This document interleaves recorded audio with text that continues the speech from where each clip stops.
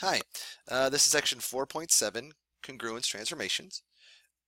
We are going to spend a little bit of time talking about transformations in geometry, but we'll really spend a lot more time with these three transformations in second semester. So this is just an introduction, so take it for what it is. But this is actually a very, very important topic in geometry because, as you can see here in our standards, use the definition of congruence in terms of rigid motions to show that two triangles are congruent if and only if corresponding sides, pairs of sides and corresponding pairs of angles are congruent. That's one thing. And then talk about motion again. So we're talking about congruence and transformations.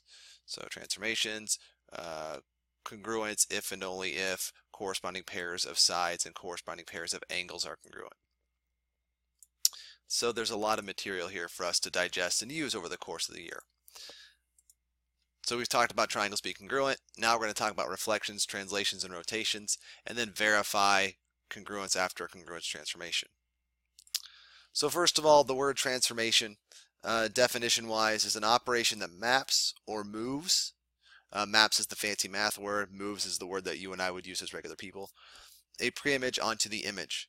And the pre-image is the original. Okay, so pre-image is original.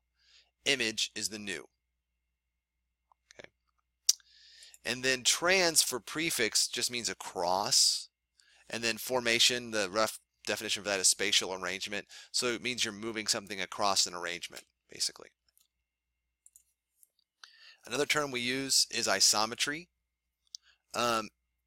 This is a transformation that preserves lengths and measures. And what that means is it doesn't change size or any of its measurements whenever you move it. It comes from the prefix iso, that means equal. And then metry just means to measure, so it means an equal measure. And like I said earlier, the pre-image, and I'll keep using these words in this chapter and we'll use them again in second semester. Pre-image is the original figure.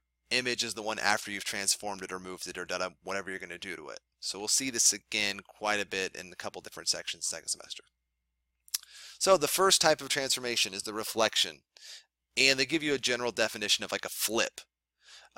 So a reflection is or flip is a transformation over a line called the line of reflection.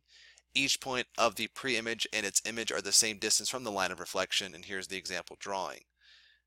So here's me just kind of sketching over things. So the question would be like, how do you know you have a reflection?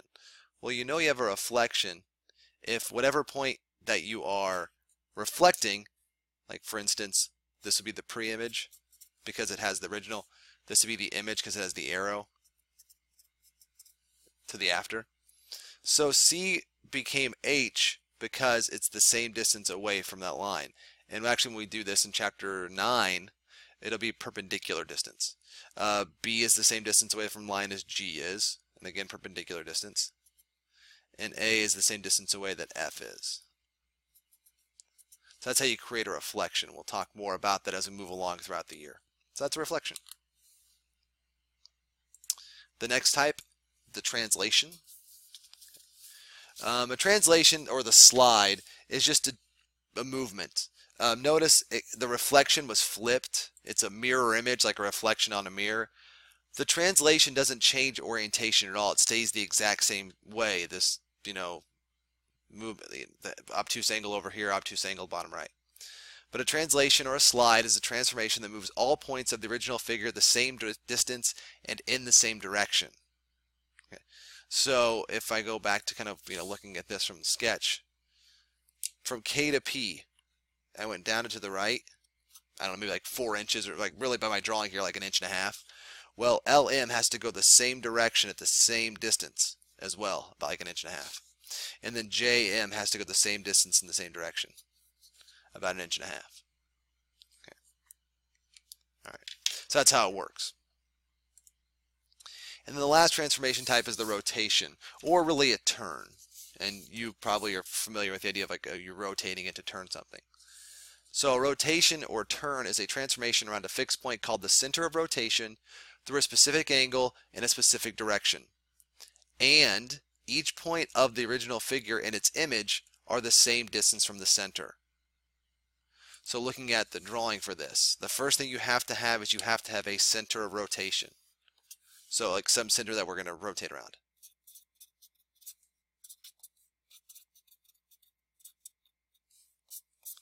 So we're going to rotate about this point here. And when I do that, I have to turn it some angle measure. This looks like it's maybe, I don't know, about 50 degrees. So I rotate it 50 degrees to get from this triangle to this triangle, and then it keeps the exact same distance away.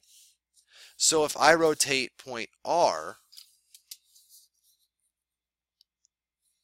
I'll do a different color for this. Do it in blue so it stands out a little more. I connect it to the center. It became point W. By the reflection, or sorry, excuse me, by the rotation, this is the same angle measurement as this angle was here. So this is also about 50 degrees. And this distance and this distance here are both the same distance away. So R to the point and W to the point. So that's how we define rotation.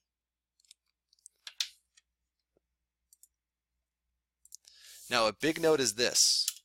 A reflection, a rotation, and a translation, all three of those transformations are isometries, meaning they stay the exact same size, they just change their orientation in some matter. So they're not going to get bigger or smaller, they'll stay the exact same size.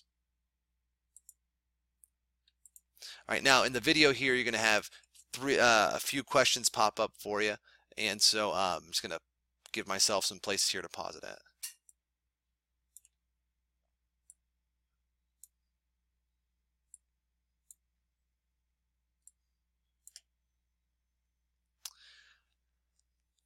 Okay, so we're back. Your homework that you have for tonight is, on the sheet as well, graph triangle PQR with the vertices here at P, Q, and R. And it's the transformation of JKL. So JKL is the original. Okay, JKL is the original one. PQR is the moved one. So this is the pre-image, this is the image. So plot those out, and then identify the type of transformation that it is. And in class, we'll then take a next step and we'll go a little more with the work. Okay, thanks.